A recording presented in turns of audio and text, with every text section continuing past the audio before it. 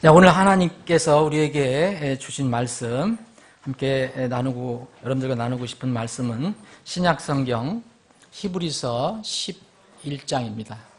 다 같이 자리 정리하시면서 잠깐 일어나시고, 어르신들 불편하신 분들은 앉아 계시면 되겠습니다. 자, 하나님 말씀, 거룩한 하나님 말씀을 봉독하는 시간 갖겠습니다. 히브리서 11장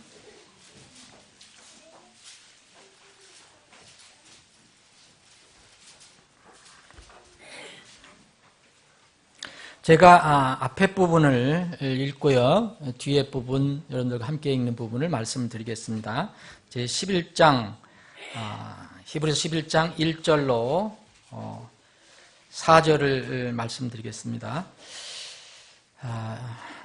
읽겠습니다. 이제 믿음은 바라는 것들의 실체요, 보이지 않는 것들의 증거니 그것으로 장로들이 좋은 평판을 얻었느니라. 믿음을 통해 우리는 세상들이 하나님의 말씀으로 지어준 줄을 깨닫나니 그런즉 보이는 것들은 나타나 보이는 것들로 만들어지지 아니하였느니라. 믿음으로 아벨은 가인보다 더욱 뛰어난 희생물을 하나님께 드리고 그것으로 말미암아 의로운 자라는 증거를 얻었으니 하나님께서 그의 예물들에 대하여 증언하시니라. 그가 죽었으나 믿음으로 지금도 말하고 있느니라. 32절 뒤에 페이지 보시면 제가 몇 절 또 읽고 여러분들 함께 읽는 부분을 말씀드리겠습니다. 32절입니다. 내가 무슨 말을 더 하리요? 기드온과 바락과 삼손과 입다와 또 다윗과 사무엘과 대언자들에 관하여 말하려면 내게 시간이 부족하리라. 그들이 믿음을 통해 왕복들을 정복하기도 하며 의를 이루기도 하며 약속하신 것들을 얻기도 하며 사자들의 입을 막기도 하며 맹렬한 불을 끄기도 하며 칼날을 피하기도 하며 연약한 가운데 강하게 되기도 하며 싸움에서 용맹하게 되어 애부의 군대들과 싸워 물리치기도 하며 여인들은 35절부터 40절까지는 여러분들과 함께 봉독합니다. 여인들이라고 시작되는 부분서부터 40절까지 시작합니다. 여인들은 자기들의 죽은 자를 다시 살려서 받기도 하며 다른 이들은 더 좋은 부활을 얻으려고 고문을 당하되 구출받기를 원치 아니하였으며 또 다른 이들은 심한 조롱과 채찍질뿐 아니라 참으로 결박과 옥에 갇히는 시련도 겪었으며 돌로 맞기도 하고 톱으로 잘리기도 하며 시험을 받기도 하고 칼로 죽임을 당하기도 하며 양과 염소의 가죽을 입고 떠돌아다니며 궁핍과 고난과 고난을 당하였으니 세상은 이런 사람들에게 합당치 아니하였느니라. 그들이 사막과 산과 동굴과 등굴에서 떠돌아다녔느니라. 이 사람들은 다 믿음을 통해 좋은 평판을 얻었을 때 약속하신 것을 받지는 못하였으니 이것은 하나님께서 우리를 위해 더 좋은 것을 마련하사 우리가 없이는 그들이 완전하게 되지 못하게 하려 하심이니라. 아멘. 아버지 하나님, 말씀을 주심을 감사합니다. 참으로 이 험하고 어지럽고 참으로 혼란한 세상 속에서 이 등불이 되는, 빛이 되는 말씀이 없으면 저희들은 이 세상에서 어떻게 살아가야 할지 모를 것입니다. 주님, 우리에게 이 빛이 되는 말씀을 늘 주셔서 우리가 흔들리지 않고 또 당황하지 않고 이 땅에서 살아가게 하심을 감사합니다. 오늘도 이 말씀을 붙들고 잠시 동안 주님께서 우리의 가슴을 향해 선포하시는 그 말씀을 듣기를 원합니다. 우둔한 입술을 가진 이제 사람이 선포하지만 그 말씀이 하나님의 입에서 나온 기록된 말씀이라면 우리 모두 말씀 앞에 부복하는 시간이 되게 하여 주시옵소서. 거룩하신 예수님의 이름으로 기도합니다. 아멘. 다 앉아주시기 바랍니다. 침례탕을 준비하느냐고 여러분들이 나오실 때 좀 불편함을 드린 것 같아요. 원래 이제 우리가 건물을 가지면 미국 교회처럼 미국에서는 교회를 세울 때마다 먼저 제일 뒤에 이 침례탕을 먼저 만듭니다. 어느 교회든 대부분 여러분들 동침례 가보시면 뒤에 이렇게 침례탕이 있습니다. 근데 우리는 이제 세를 살면서 하니까 이렇게 간이식으로 이렇게 침례탕을 만들어서 쓰고 있습니다. 좀 불편하더라도 여러분 이해해 주시기 바랍니다. 저는 이게 그 목회를 이렇게 하고 나서 왜 사람들이 이렇게 성경의 가르침을 이렇게 좀 불편해하는가, 그런 것을 좀 이해하게 됐습니다. 이해하게 됐다고 해서 그것을 제가 인정하는 것은 아니고요. 저도 이렇게 세례를 한 번 받았고 또 침례는 2번을 받았습니다. 근데 2번 받았고 1번 받았다는 것은 하나님 편에서 볼 때는 정확한 바른 침례는 하나뿐입니다. 그래서 침례를 받을 때는 제가 느끼지 못했는데 이제 목회를 이렇게 오래 해보니까 왜 세상 교회들이 그리고 왜 사람들이 이렇게 간이식으로 다 이렇게 하는 것을 좋아하는지 알게 되었습니다. 불신 세상은 물론이려니와 우리 믿는 사람들까지도 편리하고 쉬운 것을, 아주 쉬운 것을 더 좋아하게 돼 있어요. 여러분들도 마찬가지입니다. 일부러 어려운 것을 이렇게 택해서 하는 사람들이 없을 거예요. 쉬운 게 있다면 그 쉬운 것을 택할 겁니다. 그래서 저 목회자로서도 이 때로는 이제 고백하는 건데 이 편리하고 쉬운 방법을 택하고 싶은 영적 유혹이 있어요. 이건 솔직히 고백을 하는 겁니다. 지난번 우리가 이제 영하 18도까지 내려갔었잖아요. 우리가 이제 침례를 해야 되는데 영하 18도에 물되어서 할 용기가 안 나더라고요, 사실은. 이게 사람의 약함인데, 근데 성경의 가르침은 이제 상황에 상관없이 그 예수님이 가르쳐 주신 말씀은, 하나님께서 선포하신 말씀은 그대로 그것이 변함없는 진리입니다. 바뀌어질 수가 없어요. 이 성경의 가르침은 복음을 받은 사람들에게, 복음을 사람들에게 주고, 이 복음을 받은 사람은 그 사람이 진실로 복음을 받았다면, 믿음을 가졌다면 그 진실함 여부를 확인하고 바로 침례를 주게 돼 있어요. 바로. 어떤 경우처럼, 어떤 교회에서 가르치는 것처럼 6개월이든 1년 동안 무슨 훈련을 하고 무슨 공부를 하고 연습을 해서 하는 게 아니라 성경의 가르침은 똑같습니다. 먼저 그럼 너희는 가서 모든 민족을 가르치고 해서 복음을 전하라는 거예요. 그리고 그것을 받으면 아버지와 아들과 성령의 이름으로 그들에게 침례를 주고 그랬잖아요. 그리고 이제 내가 명령한 모든 것들을 가르쳐 지키게 하라. 사실 교회에서 훈련과 교육은요, 이 3단계입니다. 근데 이것을 거꾸로 하는 경우가 많아요. 근데 성경적으로는 그건 맞지 않습니다. 그래서 사도행전 2장에 오순절 날 이 하나님께서 베드로를 사용하셨잖아요. 그 많은 사람 앞에서 베드로가 설교를 하게 하죠.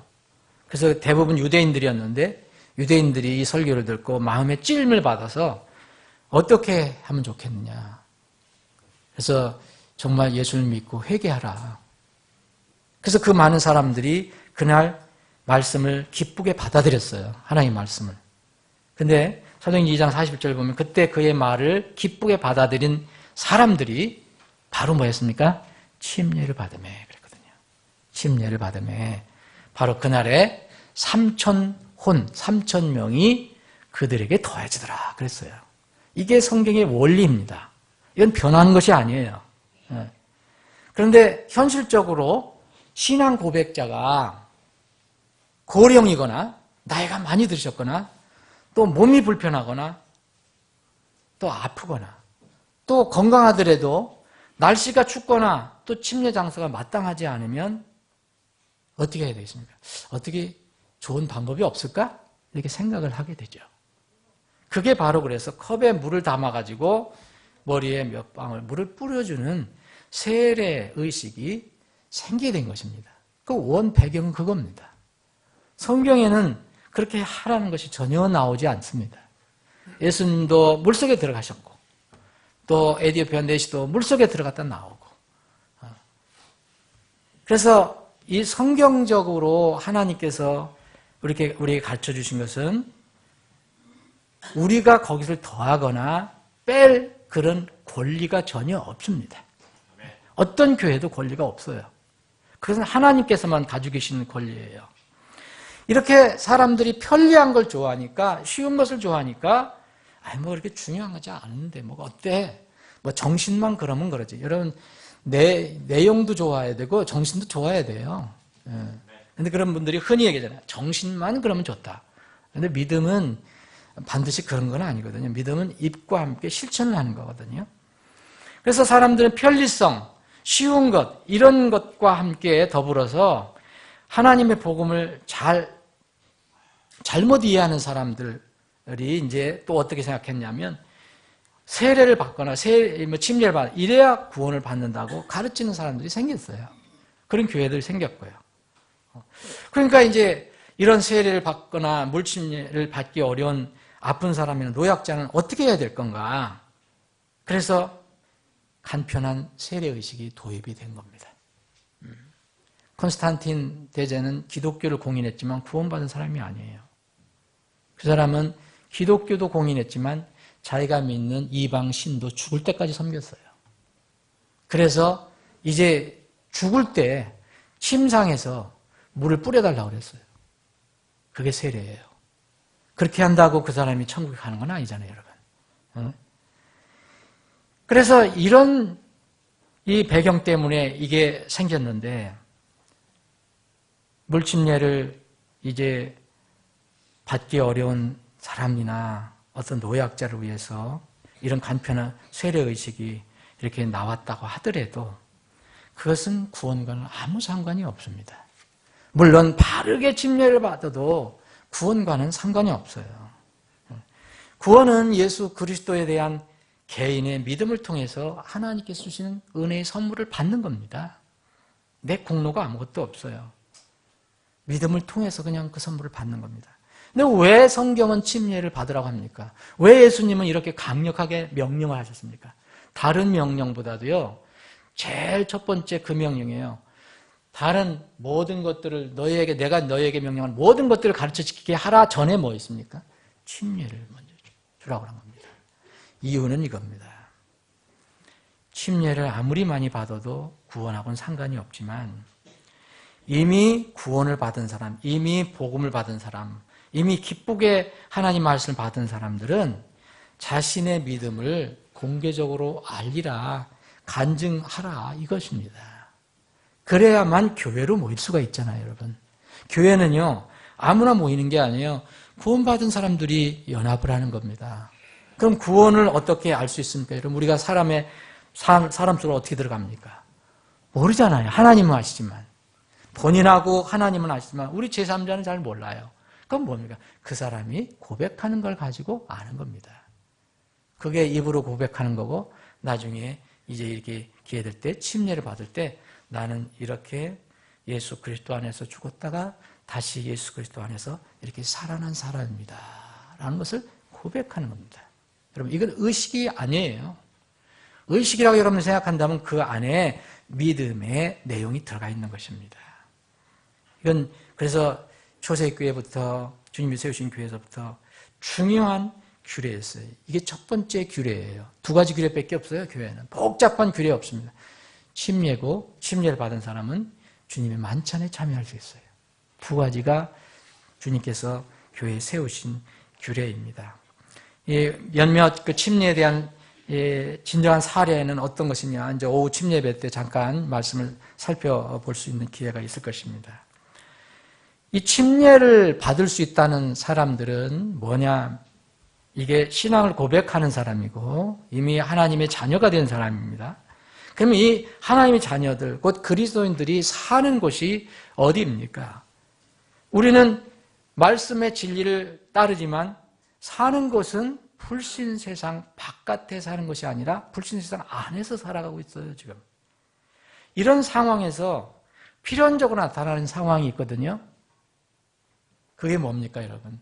그리스도인이 하나님의 자녀들이 이 땅에 살아갈 때 나타나는 현상이 있어요. 원하는 게 아니에요. 우리가 원하는 건 아니지만 자연스럽게 나타나는 현상이 뭐냐면 세상이나 불신자들과 갈등이 일어나게 돼 있어요.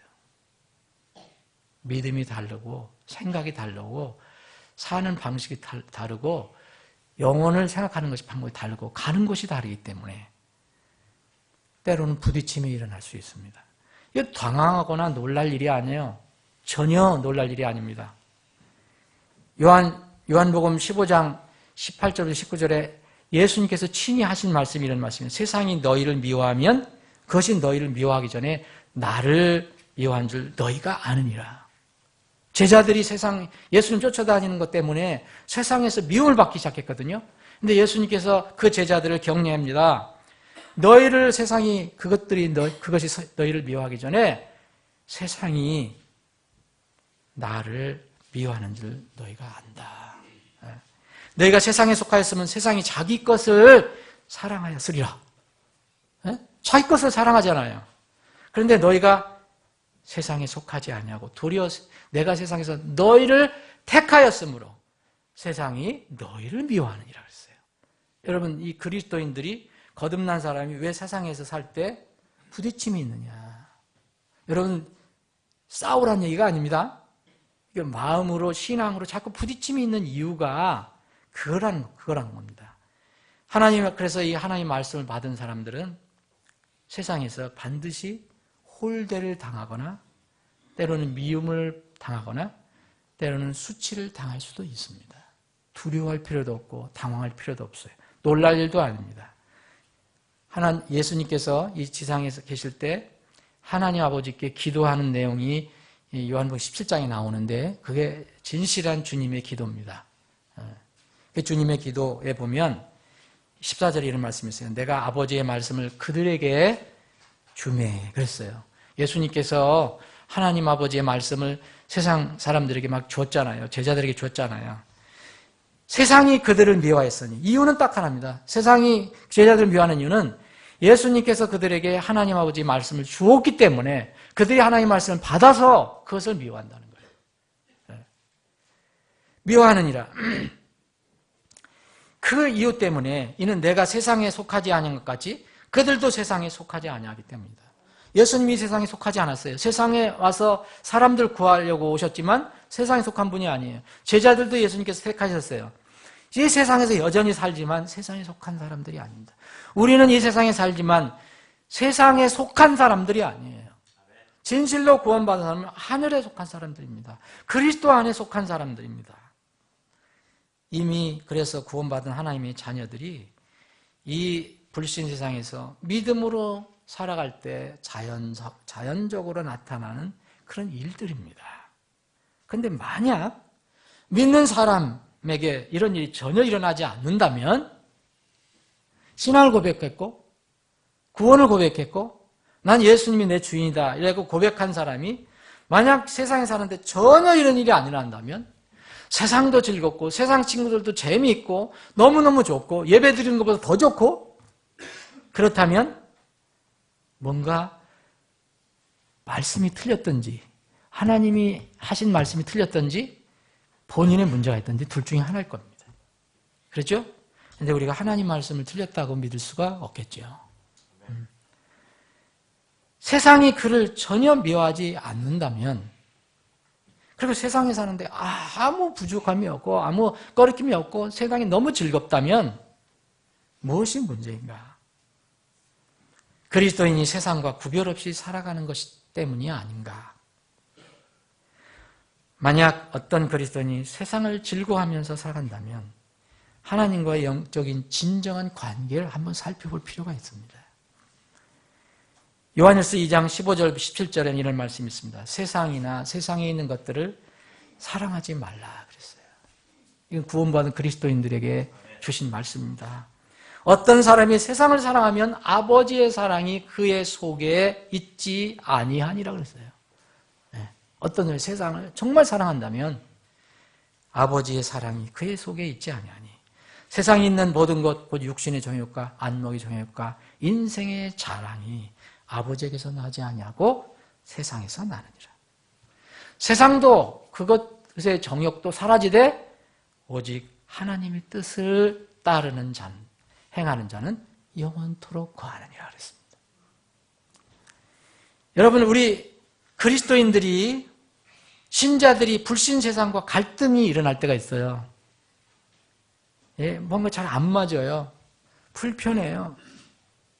이럴 때 우리가 나타나는 두 가지 감정이 있는데 하나는 두려움입니다. 자연스러운 겁니다. 이게 성장이 안 되면, 그리고 성장된 사람도 때로는 상황에 따라 그럴 수가 있어요. 하나님의 사람 아브라함도 상황에서 두려워서 이제 자기 아내를 이제 실제 아내였는데 이제 그 상황에 가서는, 어려운 상황에 가서는 내 누이라고 하라 까지 했어요. 사람은 이런 신자들이 불신 세상과 갈등이 일어날 때는 먼저 뭐가 생기냐면 두려운 마음이 생겨요. 두려운 마음. 또 하나는 불편함입니다. 불편한 거예요, 이게. 이것 때문에 신자들이 세상과 타협하고 세상에 동화되어서 살아가려고 하는 것입니다. 하나님의 진리를 따르고 세상에서 구분되어서 하나님의 특별한 백성으로 살아가는 것이 두려워질 때가 있습니다. 불신 세상에서 나만 유별나게 이 믿음으로 살아가는 것처럼 보이고 이건 왕따 당하는 것은 아니냐, 이런 생각이 들 때가 있습니다. 또 하나는 거듭난 그리스도인들도 여러분들이나 저 똑같이 육신을 가지고 있어요.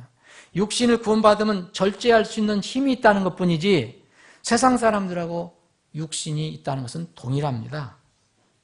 근데 그리스도인들도 육신이 있기 때문에 무슨 문제가 생기냐면 어렵게 느껴지거나 힘들게 느껴질 때는 쉽고 편리한 것을 추구하려는 마음이 있어요. 이건 자연스러운 겁니다. 이럴 때 어떻게 할 것이냐 중요한 것이지, 이런 게 나타나는 것이 이제 정말 잘못된 건 아니에요. 우리 육신이 있기 때문에. 그런데 이런 본성이 말씀을 지배하면, 진리를 지배하고 그 본성이 말씀 위에 서면 하나님 말씀이 아닌 비진리와 타협합니다.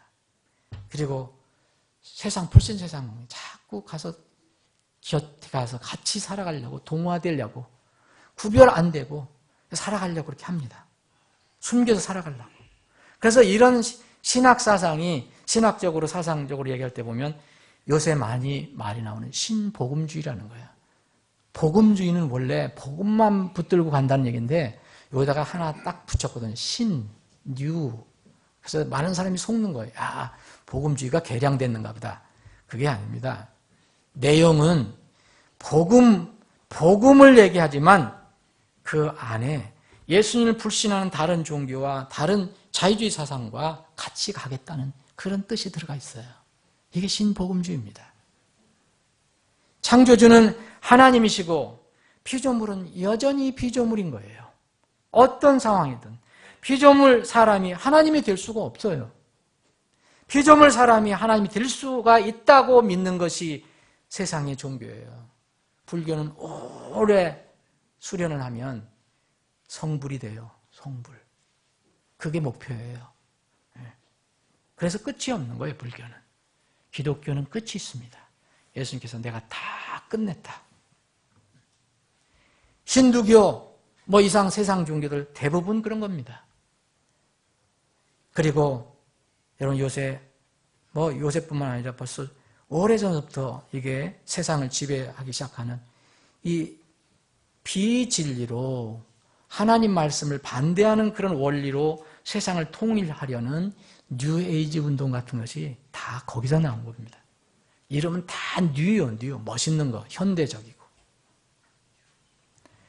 피조물 사람이 창조주 하나님께 복종하고 그리스도인들이 구원자 예수 그리스도께 엎드리는 것이 가장 안전하고 행복한 것입니다. 근데 사람들이 좀 불편하다고 이것을 자꾸 다른 생각을 하는 거예요. 이것을 벗어나는 것은 스스로 위험한 상황에 자기가 들어가는 것이고 스스로 불행을 불러들이는 겁니다. 영적으로 그렇다는 겁니다.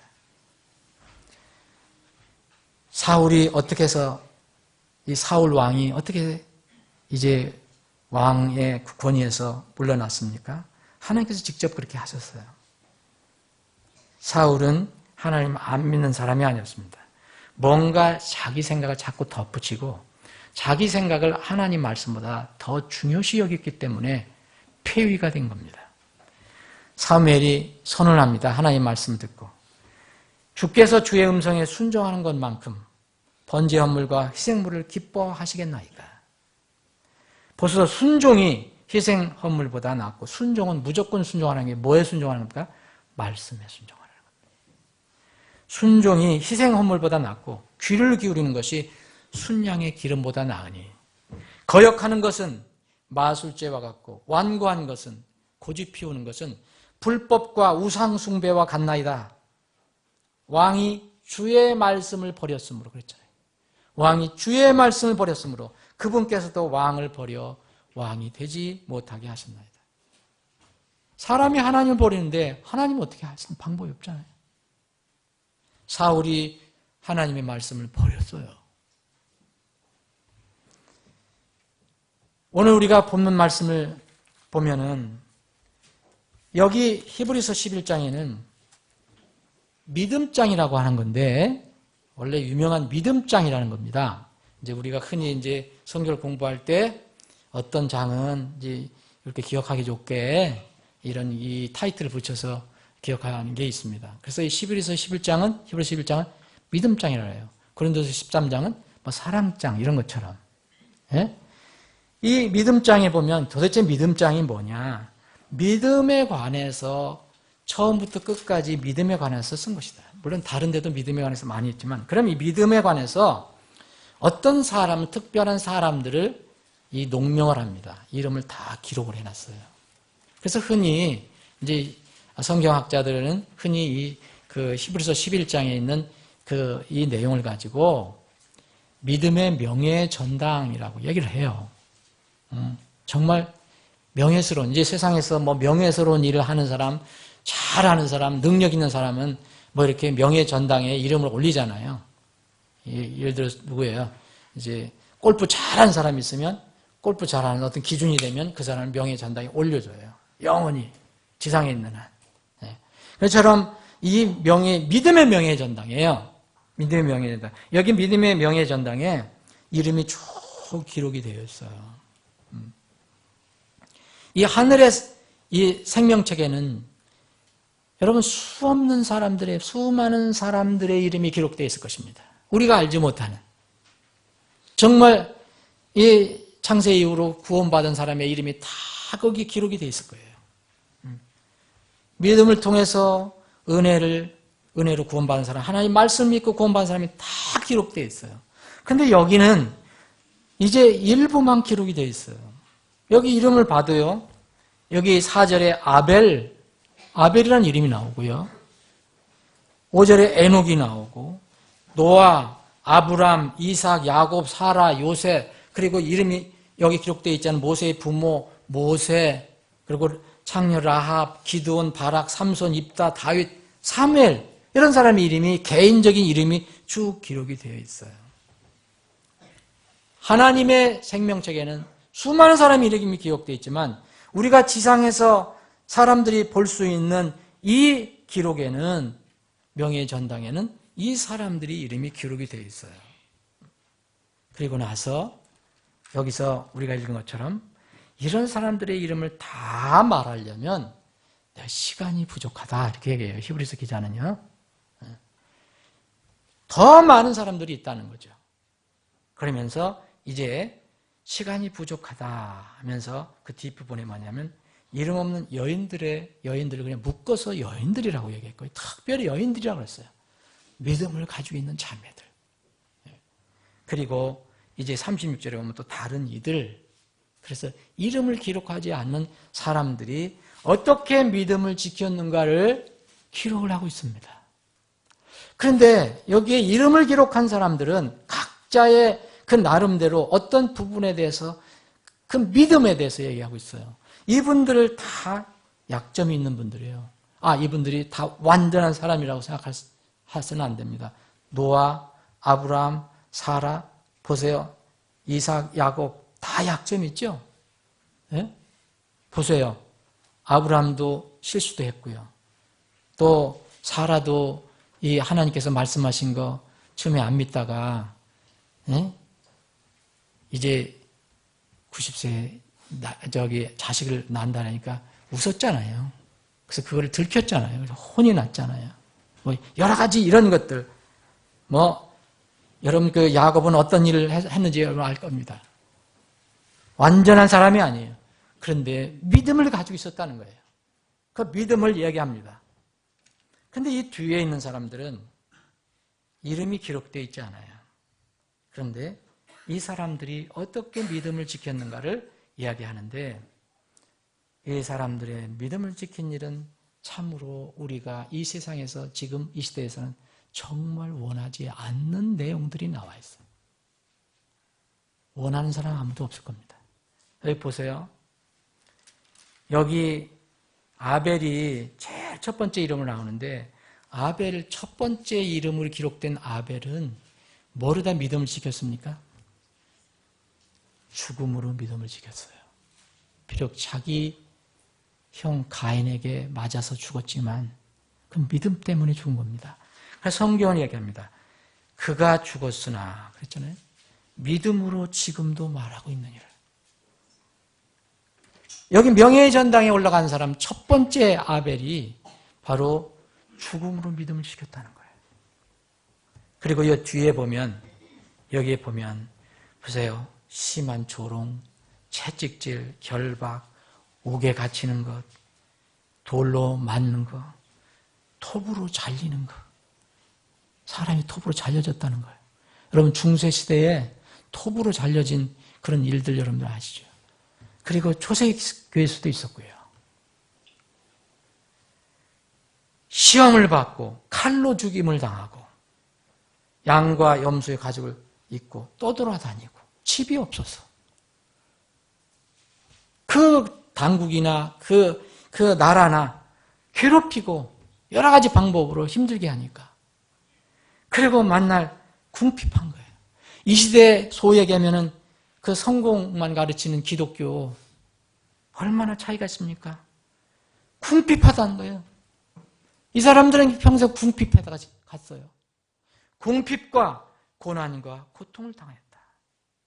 여러분 오늘 어젯밤에 따뜻한 그래도 집에서 월세든 전세든 자가든 그래도 여러분 따뜻한 데서 주무시고 오늘 나왔어요. 근데 우리의 믿음의 선조들은 그런 집이 없었어요. 사막, 믿음 때문에 사막, 산, 동굴, 땅굴 떠돌아다녔어요. 이것이 바로 믿음의 전당에 들어간 사람들이라고 기록을 하고 있습니다. 저는 이런 분들을 이름 없는 영웅들이라고 부르고 싶은 겁니다. 이름 없는 영웅들. 정말 이름을 기록하고 찬양을 받아야 할 사람들인데, 그래서 요새 세상에서 그 스포츠 용어로다 이런 얘기를 합니다. unsung hero. 그게 뭐냐면, 저 사람은 충분히 칭찬받아야 할 선수인데 아직 묻혀있다. 그렇게 얘기를 해요. 근데 이 이름 없는 이런 성도들이 이렇게 믿음 때문에, 단순히 믿음 때문에 어려움을 당했어요. 물론 이 사람들은 주로 대부분 구약 사람들을 여기서 얘기한 걸 것입니다. 그러나 이 성경이 쓰여질 때가 60년대였으니까, 60년대, 70년대였으니까 대부분 구약 사람들이, 그러나 이 성경은 미래도 예언적인 내용이 들어가 있어요. 채찍을 당하고 고문당하고 진리를, 그러면서도 진리를 포기하지 않고 끝까지 주님을 따른 사람들, 어떤 해유에도 흔들리지 않고 오직 성경 하나님 말씀만 붙들고 사는 사람들, 이 사람들은 다 하나님 말씀 붙들고 사는 사람입니다. 그래서 이 11장 1절부터 이 4절까지 설명하는 것이 뭐냐면 말씀이다 이거예요. 보이지 않는 말씀을 붙들고 살았다는 거예요. 믿음이 뭡니까 여러분? 하나님을 믿는 거지만, 예수님을 믿는 거지만, 예수 그리스도, 보이지 않는 예수 그리스도를 뭘 통해서 믿습니까? 말씀을 믿는 겁니다. 말씀. 우리 이런 성도들 중에서 많은 사람들이 진리 때문에 죽음을 차라리 택한 사람들, 아벨의 이런 그 후손들이 많이 있습니다. 역사적으로. 오직 말씀을 붙들고 살았던 사람들. 이 사람들 중에 신약의 역사를 본다면 바로 이 사람들을 흔히 애나베프티스트라고 부릅니다. 물론 이 사람들이 다 애나베프티스트는 아니에요. 또 애나베프티스트가 다 이렇게 이런 사람들이라고 볼 수는 없어요. 그것을 이름을 또 이렇게 일부러 사용한 사람들도 있어요. 옳지 않은 사람들이. 그런데 이 이름은 적들이 붙여준 이름이에요. 본인들이 저기 한 게 아니에요. 그 사람들은 오직 성경 신자였습니다. 예수님 따르는 사람들이었어요. 제자였어요. 그런데 주위에 있는 사람들이 이 사람들이 애나베프티스트라고 부른 겁니다. 애나라는 건 다시란 뜻이에요. 재란 뜻이에요. 그래서 재침례자들이라고 불린 거예요. 그게 애나베프티스트의 유래입니다. 적들의 입장에서는 재침이지만 하나님의 눈에서는 딱 한 번 바른 침례를 받은 사람들이에요. 그것을 또 강조한 사람들이에요. 당시 왜 이런 이름이 붙여졌느냐? 여러분 중세시대에 로마 가톨릭 지배했었잖아요. 그 복음이 없었잖아요. 예수를 믿는다고 얘기하지만 거기다가 인간의 행위를 덧붙여야 되고요. 마리아를 통해서 하나님께 가야 되고 이거 전부 성경의 거짓이거든요. 없거든요. 성경 말씀에. 오직 하나님 예수 그리스도의 피를 믿고 우리가 주님께 나가는 거거지요. 은혜로 우리 공로가 뭐가 있겠습니까? 우리가 공로가 많이 있다면 우리는 구원받은 후에 주님을 위해 사는 것은 이제 보상으로 우리에게 내려주실 것입니다. 우리가 구원받으려고 우리가 할 수 있는 것은 아무것도 없어요. 믿음을 통해서 주님께 나가는 것뿐입니다.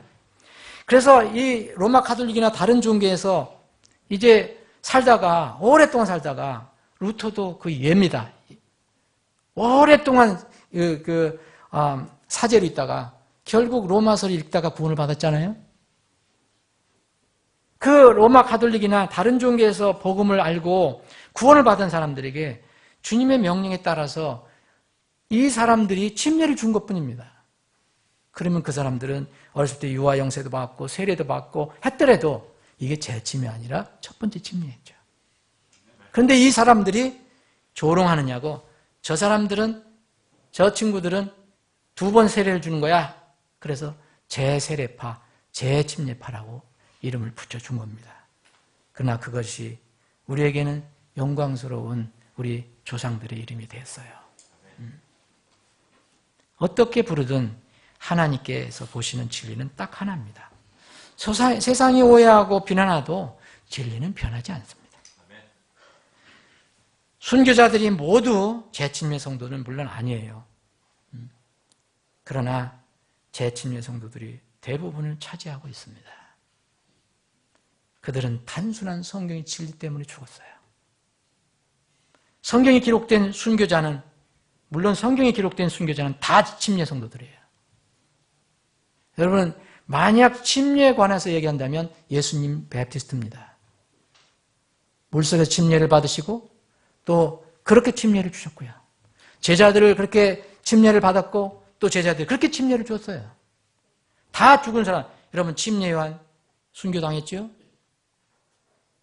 스데반 침례자였습니다. 헤롯 왕에게 죽임을 당한 요한의 형제 야고보도 베프티스트였어요. 그 사람들이 우리는 지금처럼 베프티스트다 얘기를 하지 않았지만 그런 믿음을 갖고 살았던 사람이라는 겁니다. 그래서 이런 사람들은 도대체 세상이 받아들일 수가 없었던 거예요. 세상은 이런 분들을 받아들일 수가 없었던 거예요. 그래서 오늘 여기 말씀이 나오지 않습니까? 38절에 괄호에 세상은 이런 사람들에게 합당하지 아니하였느니라. 이런 영어로 읽으실 수 있는 분들은 한번 읽어보십시오. 가치가 없다는 거예요. 가치가 없다. 여러분 마태복음 8장에 나와 있는 로마의 백부장이 이제 예수님 자기 종이 정말 고통받고 있는데 예수님이 오시면 예수님이 치료하실 수 있는데 그래서 요청을 하잖아요. 예수님이 가겠다. 너희 집에 가겠다. 그 로마 백부장이 얘기합니다. 주님같이 귀하신 분이 어떻게 우리 집에 오실 수 있습니까? 우리 지붕 처마에 어떻게 오실 수 있습니까? 저는 그럴 만한 가치가 없는 사람입니다. 그 뜻이에요. 로마 백부장이 고백한 게 그겁니다. 여러분, 세상은 이 사람들이 가치가 없어요. 세상 사람은 또 이 사람들이 가치가 없다고 생각하겠죠, 거꾸로. 사랑하는 여러분, 우리가 하나님을 믿고 따른다는 것을 뭘 얘기합니까? 하나님의 말씀, 하나님의 진리를 따르는 것이에요. 우리의 믿음의 선조들은 이렇게 살았습니다. 많은 사람들이 하나님께 주신 말씀 때문에 죽어갔어요.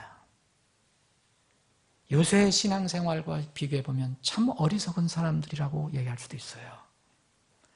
어떤 사람은 침례의 진리 때문에 수많은 사람이 죽었어요. 그것도 한두 사람이 아니에요. 대침례 성도들은 제일 많이 죽은 이유가 성경 때문에도 죽었지만 제일 많이 죽은 이유가 이 침례 때문에 죽었어요. 로마 가톨릭으로부터 죽음을 당했어요. 로마 가톨릭뿐만 아니라 로마 가톨릭을 개혁하겠다고 하는 종교 개혁자들이 일어났잖아요. 16세기에. 그런데 이 종교 개혁자들이 이제 로마 가톨릭의 그 유산을 다 벗지 못하고 일부는 그대로 가지고 들어왔거든요. 그 중에 하나가 바로 세례입니다. 유아세례, 유아영세. 이름만 조금 바뀌었어요. 영세에서 세례로 바뀐 거예요. 이 종교개혁이 한창일 때 국가와 이 종교가 하나가 돼서 스위스에서는 소위 얘기하면 장로교가 일어났어요. 장로교 그때 시작된 거예요. 길어봐야 16세기. 로마 가톨릭을 반대하고 개혁한다고 시작한 이 종교 개혁자들이 로마 가톨릭이 자신들에게 행했던, 그래서 자신들이 엄청나게 고통을 당했던 그런 일들, 동일한 일을 자신들이 개신교 운동에 동조하지 않는다는 명목으로 재침례 성도들에게 똑같이 행했어요. 이건 참 슬픈 일이에요. 역사적으로 그런 겁니다. 그 종교개혁자들이 로마 가톨릭을 캔 게 아니에요. 종교개혁자들이 침례 성도들을 고문하고 죽이는 일을 했어요. 왜? 왜 물침례를 고집하느냐? 물을 뿌리면 되는데 아이들 그냥 유해소래 주면 얘들이 천국에 갈 수 있는데 그걸 왜 너희들은 안 받아들이냐? 그래서 잡아서 죽인 거예요. 우리도 항상 말씀을 볼 때 우리가 무엇을 볼 때 우리 자신을 돌아봐야 돼요. 우리가 잘 가는가? 우리가 다른 사람이 한 걸 똑같이 우리가 또 할 수가 있어요. 그런 명목으로. 이제 당시에 스위스의 이 쭈리 같은 데서는 도시국가가 형성됐었고요. 그게 종교국가였어요. 장로교 국가. 쯔빙글리나 칼빈이 이끄는 이런 이 스위스에서는 국가의 수장이 종교의 또 수장이었어요. 지금을 말하면 장로교 국가입니다. 개혁교회라고 이름도 붙이지만 그런 종교 국가였어요. 이 칼빈마저도 원래 믿는 자들의 물침례가 성경의 가르침이라고 인정을 합니다. 그가 쓴 기독교 요강이 나와 있어요. 인정을 해요. 그게 성경적인 가르침이다. 그러나 편리성에 따라서 물을 뿌리는 것도 괜찮다. 그래서 물 뿌리는 세례의식하고 유아 세례를 도입한 겁니다. 그들이 폭군이 돼서 자기들의 가르침에 반대한다고 순종하지 않는다고 그들을 무참히 핍박한 겁니다. 종교개혁이라는 이름으로. 중세시대에 재침례 성도들이 죽은 거는 말할 것도 없고요.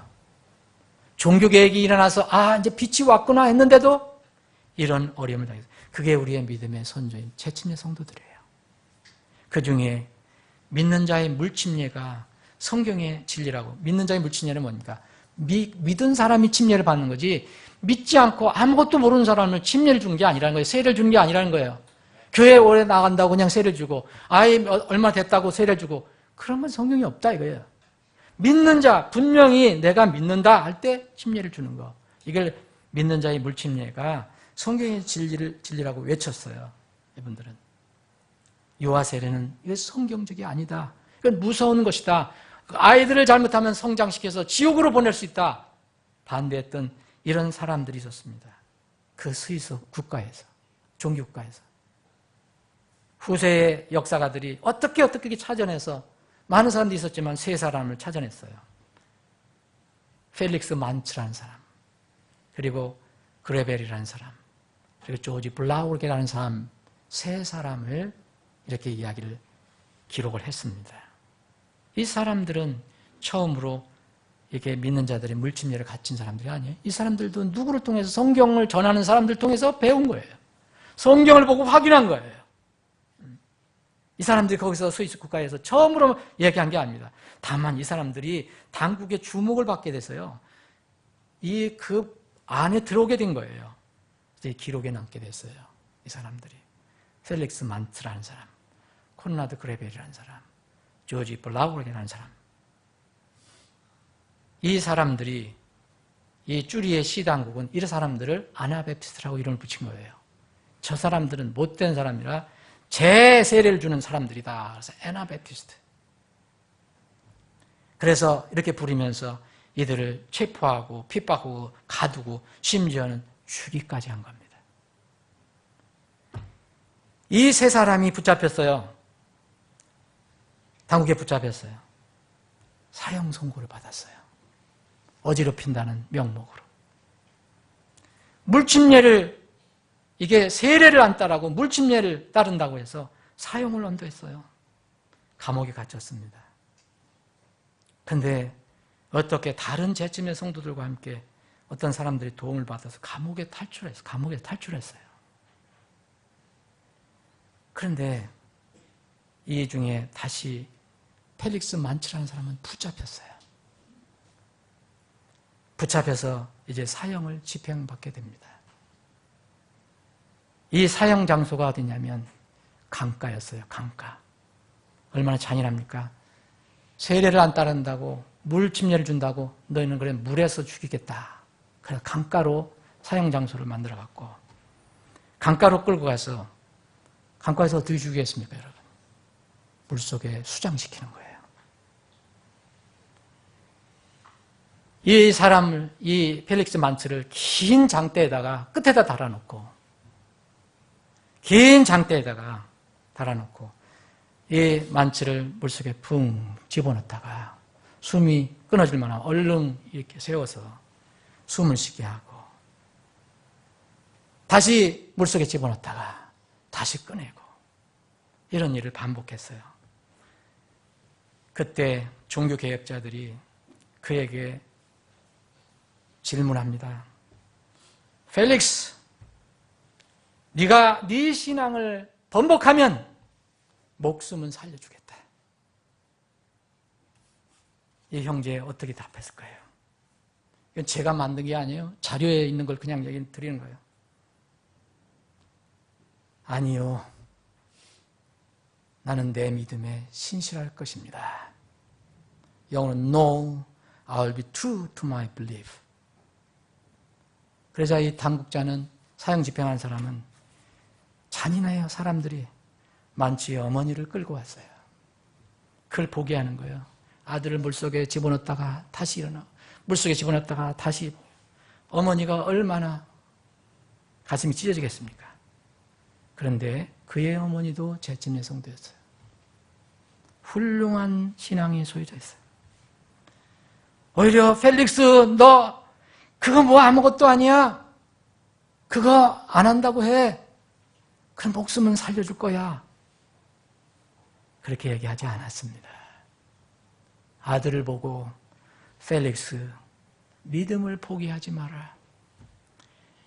번복하지 마라. 강하게 외쳤어요. 당국자는 그래서 장대 끝에 달린 이 펠릭스 만츠를 여러 번 강물 속에 집어넣었다가 다시 들어올리고 집어넣었다가 다시 들어올리고 해서, 그래서 물에 수장시켜서 죽였어요. 그것이 펠릭스 만츠가 죽은 이유입니다. 딱 하나 이거예요. 하나님 말씀을 그냥 따르겠다 하는 것이 죄였어요. 그는 그러나 끝까지 믿음을 지켰습니다. 여러분, 구원받으면 구원 변하지 않아요. 혹시 이 만취가 번복하더라도 구원은 변하지 않아요. 그런데 진실한 믿음은 어떻게 나타나는가 여러분들이 판단해 보세요. 영원한 것을 택할 것인가? 순간적인 것을 내가 택할 것인가? 말씀을 정리해 보겠습니다.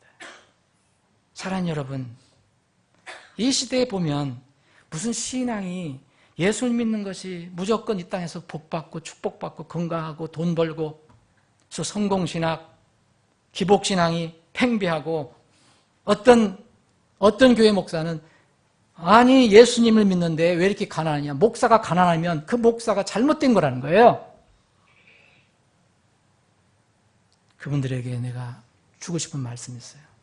최소한도 히브리서 11장 36절부터 38절까지 읽어보시라. 그들은 믿음 때문에 조롱당했고 채찍질 당했고 결박당했고 옥에 갇혔고 때로는 돌에 맞기도 하고 심지어는 톱에 잘리기도 했고 또 칼로 죽임을 당하기도 했고 궁핍해했고 고난당했고 고통당했고 거처가 없어서 이리저리 떠돌아다녔습니다. 오직 믿음 때문에 진리 때문에. 사랑하는 여러분, 여러분의 신앙의 기초는 무엇입니까? 여러분의 신앙의 기초는 뭡니까? 여러분의 성경 말씀이 신앙의 기초가 되기를 바랍니다. 이것 외에는 다 여러분들의 신앙을 튼튼히 붙잡아 줄 것이 없습니다. 주의 뜰에서의 한 달이 첫날보다 나으니 내가 사악한 제 장막들에 거하는 것보다 차라리 내 하나님의 집 문지기가 되겠나이다. 이런 고백이 우리 모두의 고백이 되기를 바랍니다. 기도하시겠습니다.